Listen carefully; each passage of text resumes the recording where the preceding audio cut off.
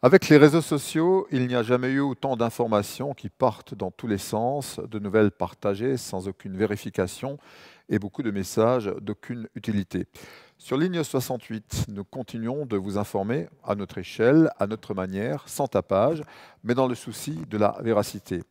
Bonsoir, la communauté confinée. Depuis mardi midi, en effet, il nous faut apprendre le confinement que nos aînés ont connu en d'autres temps et d'autres contextes. Il faut s'y faire, mais les Français sont indisciplinés, parfois insouciants, quand les personnels soignants les supplient de rester à la maison. De fait, les contrôles de police sont renforcés et les gares et les aéroports y passent aussi. Confinement ne rime pas avec bain de soleil sur un banc public. On ne part plus en week-end ni en vacances jusqu'à nouvel ordre. On oublie la forêt, la gravière, le jardin public et le parc, voire les pistes cyclables.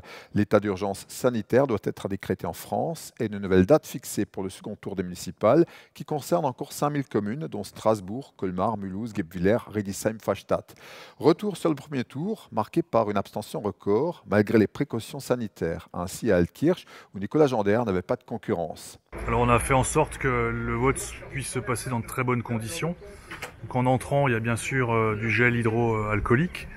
Les points d'eau sont indiqués immédiatement, donc chacun prend son bulletin de vote et une enveloppe. Et ensuite, il y a chacun a son stylo individuel, parce qu'on a acheté un stock de 2000 stylos. Et ensuite, on veille à ce qu'il y ait une distance d'1 mètre au moins entre deux votants.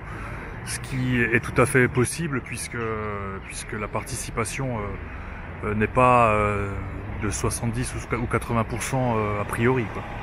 Alors moi ce que je pense, c'est que nous à Altkirch, on n'a pas attendu que le Premier ministre prenne certaines décisions, puisque dès vendredi dernier, il y a 10 jours, j'avais pris la décision de fermer les écoles, puisque la crèche était fermée, le collège et le lycée allaient fermer, donc j'ai décidé de fermer aussi les écoles. Et je pense que les mesures prises doivent être des mesures énergiques qui soient à la hauteur de la pandémie que le pays connaît actuellement. Donc pour les élections, je pense que les élections auraient dû être annulées il y a plusieurs jours déjà, mais qu'on peut pas les annuler comme ça la veille seulement, quoi. Il faut être logique. Moi, je déplore que les mesures barrières, par exemple, qui sont prônées depuis plusieurs semaines maintenant, n'aient pas été respectées. Je pense que nos concitoyens n'ont pas toujours pris la pleine mesure de ce qui nous arrivait. Et l'indiscipline, c'est quand même un petit peu le caractère français. Et on le remarque dans cette grave crise que nous traversons. Nicolas Jander qui fait régulièrement le point sur la situation sanitaire sur Facebook.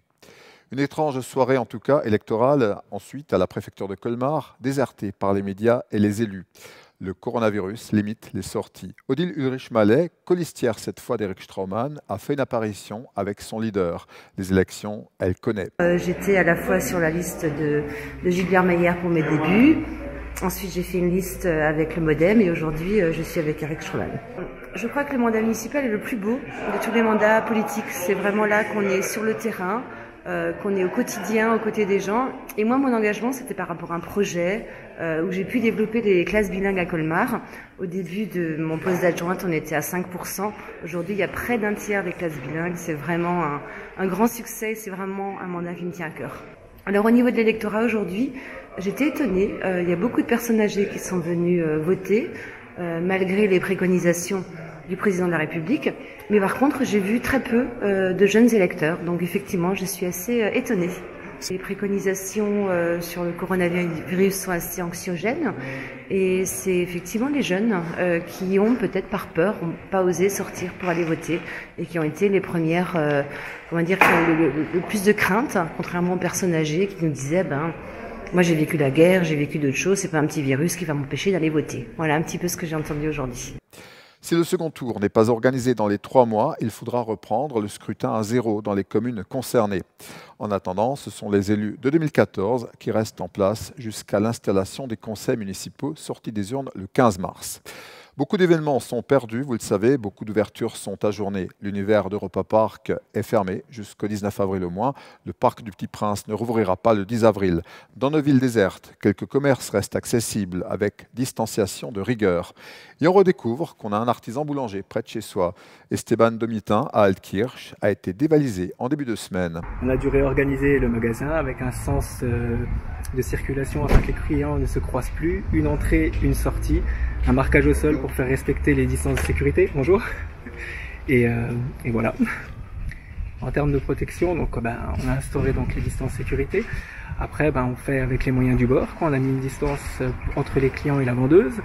Et désinfection des locaux plus régulière que d'habitude. Lavage de mains, ça on a de toute façon l'habitude dans l'alimentaire. Donc on a toujours servi avec les pinces aussi. Donc on évite de manipuler les produits au maximum. Pensez à commander votre pain au moins 48 heures avant. Tous les boulangers, on est tous fournis en farine. Donc on fera un plaisir de servir le plus grand nombre, mais aidez-nous justement à éviter de gâcher de la marchandise en commandant le plus possible à l'avance pour nous aider à gérer nos productions, quoi. Du pain, il y en a. Dans les grandes surfaces, rien ne sert de vider les rayons. Il n'y a pas pénurie. Enfin, on pense très fort à ceux et celles qui luttent pour soigner et sauver dans nos hôpitaux. N'aggravez pas leur fardeau, ne sortez pas, soutenez-les, applaudissez-les, prenez soin de vous, prenez des nouvelles de vos proches. Et merci d'être sur Ligne 68. À bientôt et abonnez-vous sur YouTube.